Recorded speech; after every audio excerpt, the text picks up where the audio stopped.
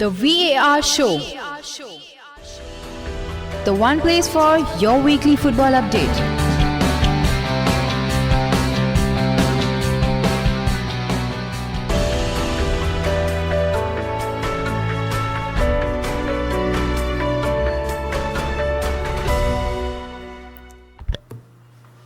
Hola, a very warm welcome to the VAR show, the show which talks about all the various major football leagues in detail. Today we are going to continue the theme of interviews and we have a very special guest with us. We have the head coach of AS Roma under 17 team, Mr. Fabrizio Piccareta with us. So he has also managed the likes of Inter Turku and he has been assistant of Paolo Di Canio at the likes of Sunderland and a host of other clubs. So without wasting much time, I would like to first thank Mr. Fabrizio for coming on the show. Thank you, Fabrizio, and welcome to the show, of course. And I would like to begin the interview by asking, how are you and what are you doing during this pandemic period? Hey, thanks of all. First and foremost, I want to thank you for this invitation because it's not something that happens every day to be interviewed from by a radio in Nepal. So it's fantastic. It's amazing for me. Thank you. I'm fine. We are in a strange period. We live difficult times, especially as you know in Italy. It's been quite tough, but now things looks like they are improving, and hopefully this will be only a bad memory soon. So let's move on to a lighter topic, football. Okay.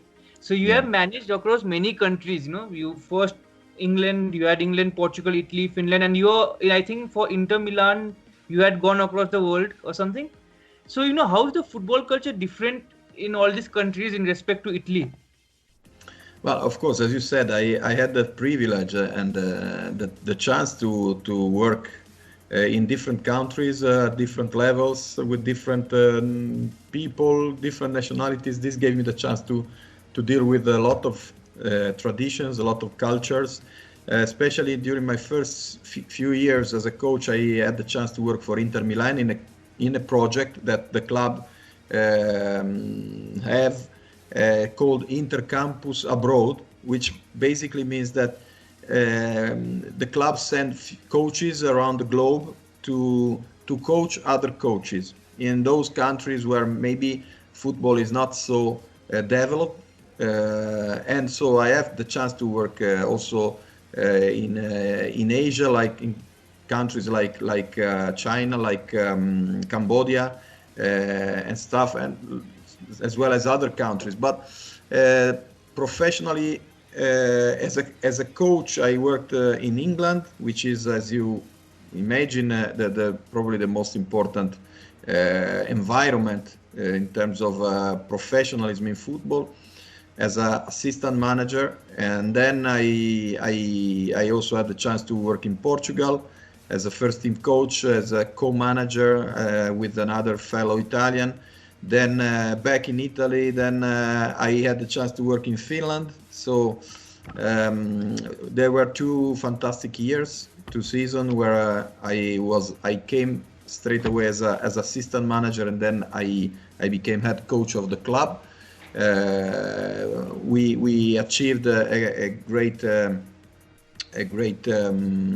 reward in terms of winning the Finnish Cup. So that was a very good experience.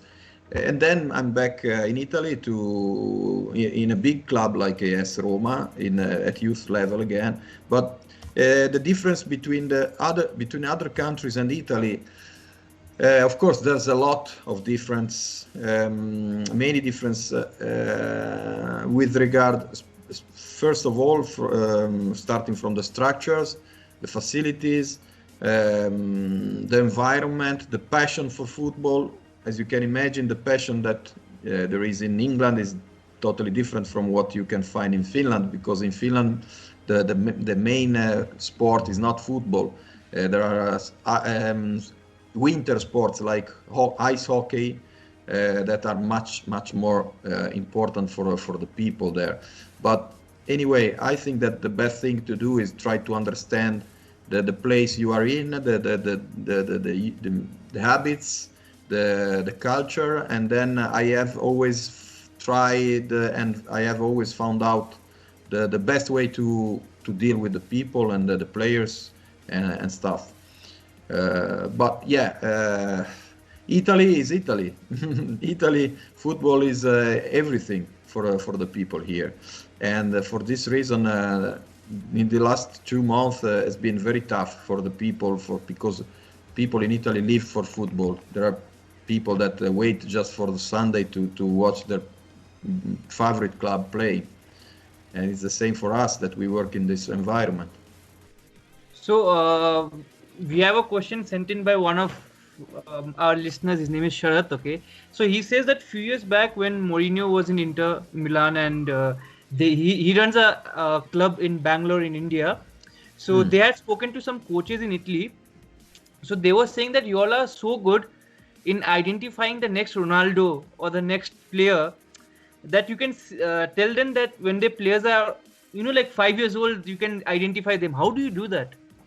No, I don't think it's very true.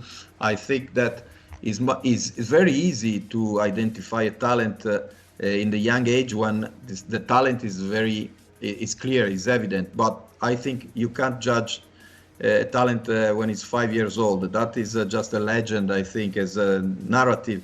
But of course, as you can imagine, I think you live in a country where, for example, cricket is one of the main sport, I think. And probably for you, because you have the habit to watch kids playing cricket, for you it's easy to understand if the kid is good or not. And for us, because we live for football, we can see every day kids playing football. It's easy for us to understand and to identify a potential talent. So it's all about the habit and to do and to see something that happen every day in front of your eyes. The culture of the traditions of the Italian football are so eradicated in the past. Then it's like when you do something every day, it's become normal, and then you have the eye to spot talents or to spot the good player for the future.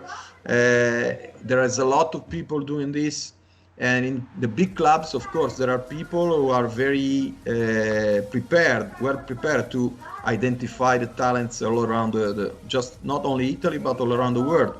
And I think you can do the same in your country by identifying players from your favorite sport. It's normal. So, of course, you would have been asked this question a lot, and I will ask you again.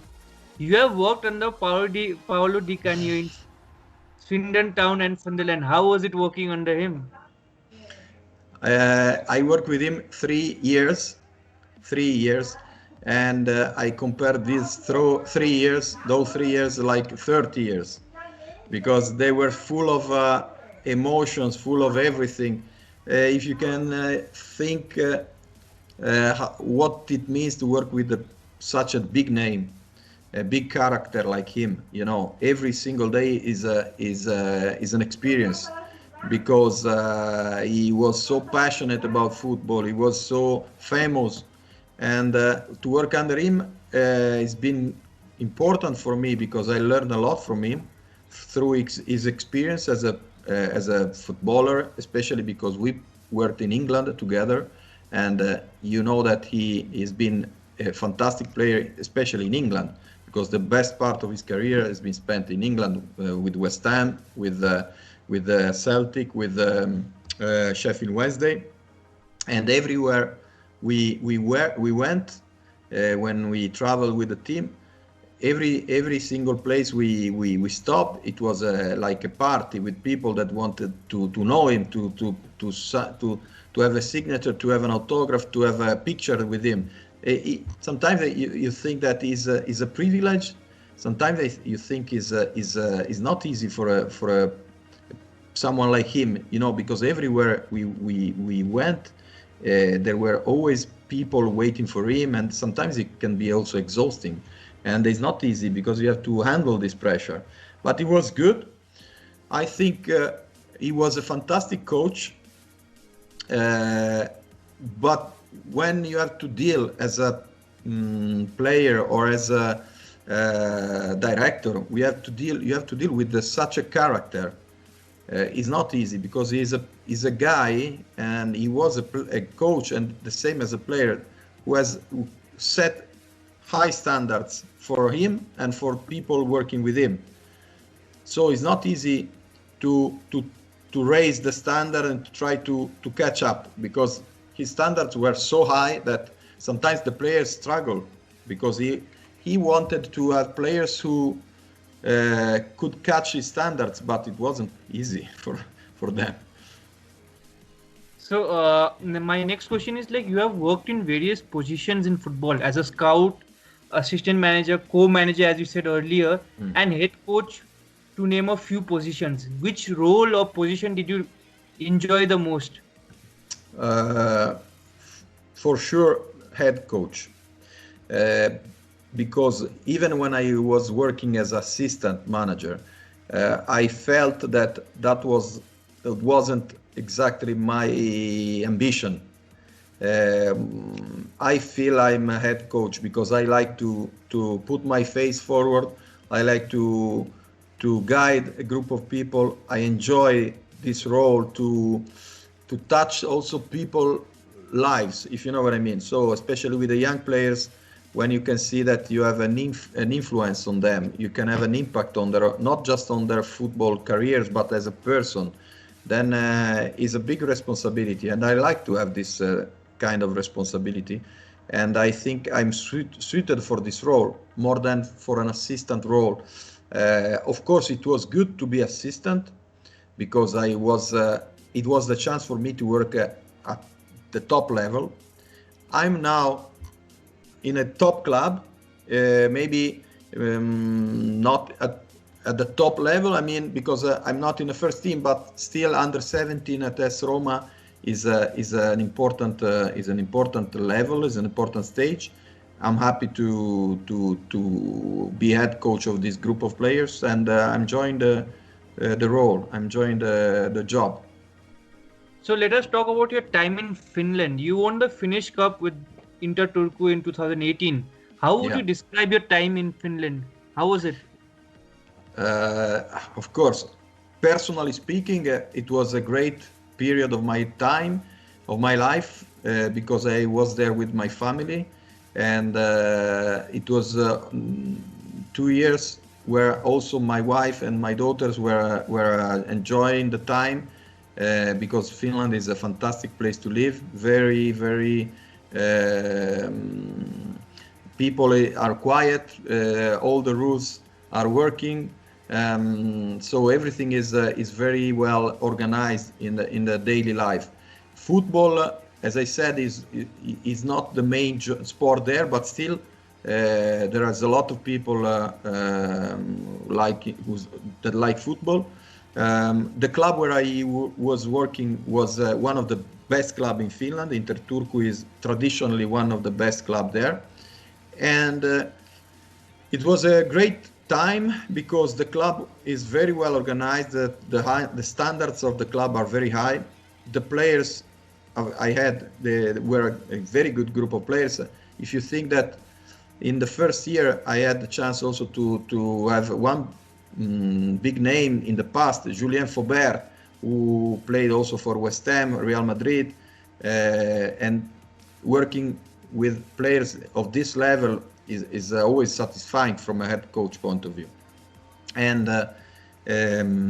then to win the Finnish Cup was a fantastic achievement because the club wasn't achieving this kind of trophy since 9 years before. So I have also a record of being the first Italian coach to win something in Finland. It was a fantastic experience, and I would have continued there my career because I was ready to sign a new contract, but then this call from AS Roma changed completely my plan, because if you think that when a club like Roma calls you, it's better if you listen, and then you you listen what they have to offer. And after having spoke with my wife, we have decided to come back to Italy and working for AS Roma.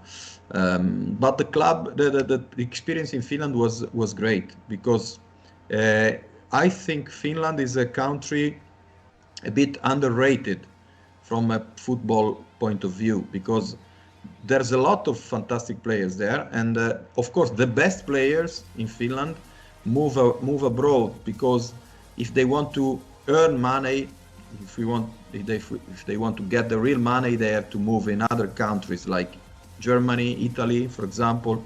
Many Finnish players played in the United States. The Finnish players who play in Finland, they know that they will never get a good amount of money to reach the standard, but still is a nice place to work. So, if you had to describe your team as how they play, how would you describe your team? Of course, every single season, every single team has, every single level has its own characteristics. I mean, if I have to describe my team in these 2 years, so the group of players that I coach at AS Roma, I will describe it as a dominating team. I mean, when you have the chance to coach a group of talented players, because at AS Roma we have the chance to have selected players, some of the best players in Italy at this age group, then you have to, as a coach, you have to take the responsibility to let these players express their talent.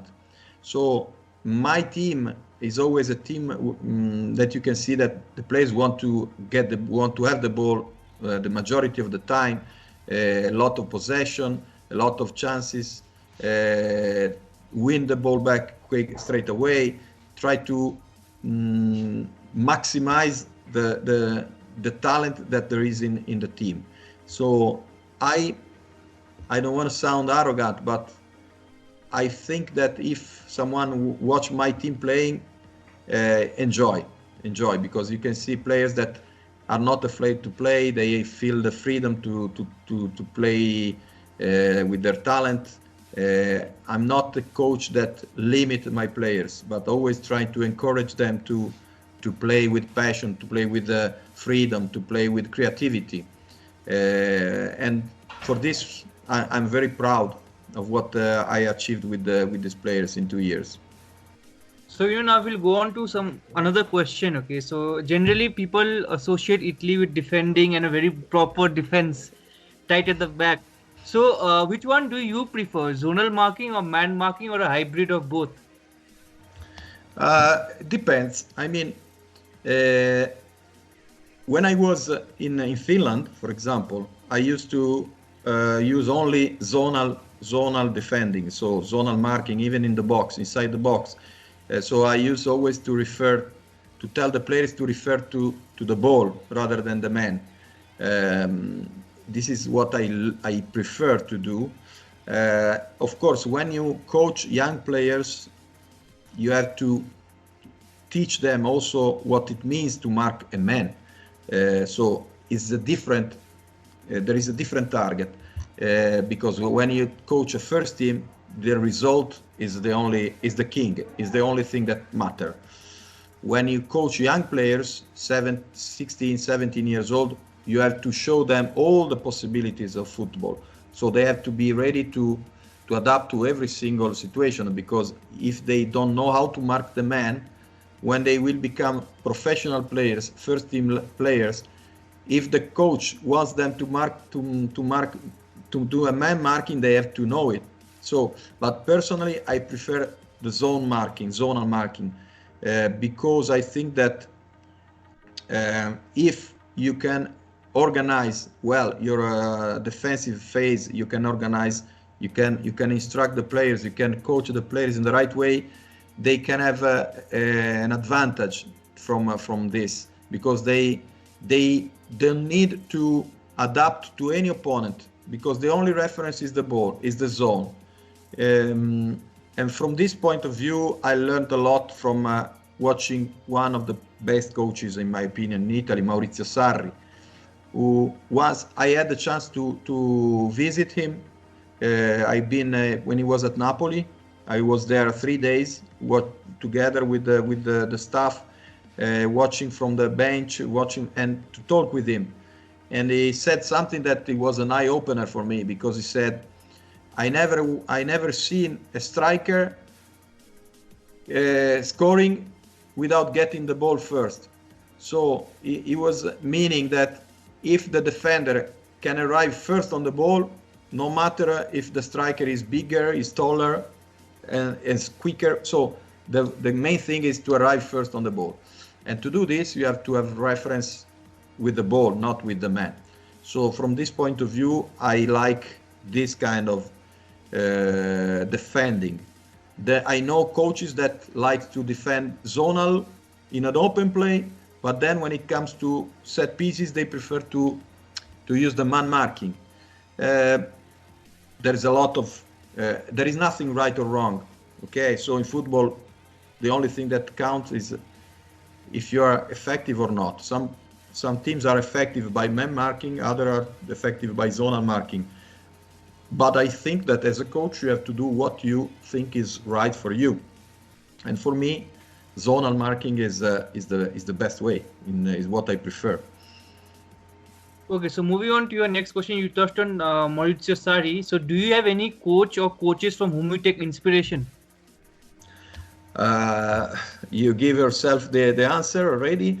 Maurizio Sarri is one of the coach I get the most, because I always admired his. First of all, I'm